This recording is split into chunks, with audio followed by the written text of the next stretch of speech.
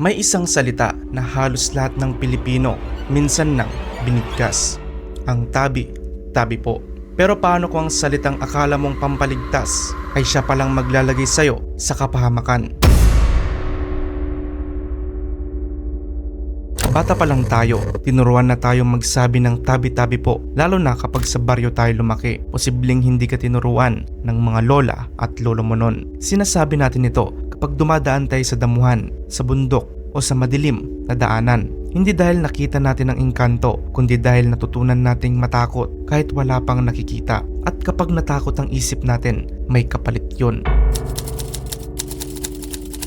Bago pa dumating ang modernong relihiyon at agham, ang mga sinaunang Pilipino ay naniniwala sa animism. Ito yung paniniwalang may espirituang kalikasan tulad ng puno, bato, bundok at damuhan. Ang tabi-tabi po ay hindi sumpa, hindi rin ito dasal. Isa itong pananalitang nagpapakita ng paggalang, parang nagsabi ka ng makikiraan po. Noon, ito ay kultural na asal, hindi babala ng kamatayan. Pero sa paglipas ng panahon, nagbago ang kahulugan. Pero paano nga ba naging delikado kapag sinunod?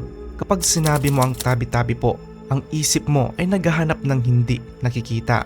Hindi ang putik sa lupa, ugat ng puno, hukay sa paligid at hayop na nakamasid.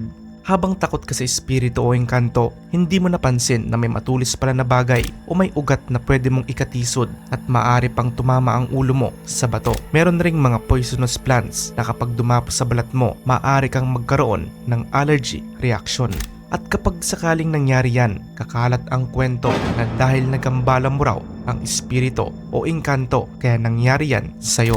Mapapansin mo yan kapag nagtatabi-tabi po ka kung saan-saan ka lumilingon. May sandaling pakiramdam na okay na, ligtas na, hindi na ako mapapahamak. Pero ang salita ay hindi helmet, hindi sapatos at hindi yan ilaw. Ang tabi-tabi po, hindi nito pinipigilan ng pagkadulas, hindi ito sumasalo ng pagbagsak ng mga bato. Ang tabi-tabi po ay hindi proteksyon sa gantong kalagayan, ito ay ilusyon.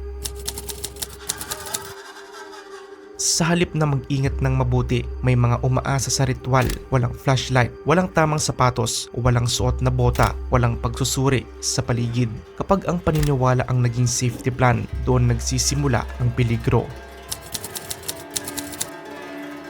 Kapag may narinig kang kaluskos, tatakbo ang imahinasyon, takot, panik, at maling hakbang. Maraming aksidente ang hindi dahil sa dilim, kundi dahil sa takot na kumontrol sa katawan. Napansin mo ba? Walang engkantong lumitaw, walang humila, walang sumpa. Pero may nadapa, may nahulog, at may nasaktan. Hindi ang tabi-tabi po ang problema. Ang problema ay kapag pinalitan nito ang pag-iingat. At sa ngayong modernong panahon, pwede nating unawain ang tabi-tabi po. Hindi bilang proteksyon sa espiritu o engkanto, kundi maging paalala na maging maingat sa paligid.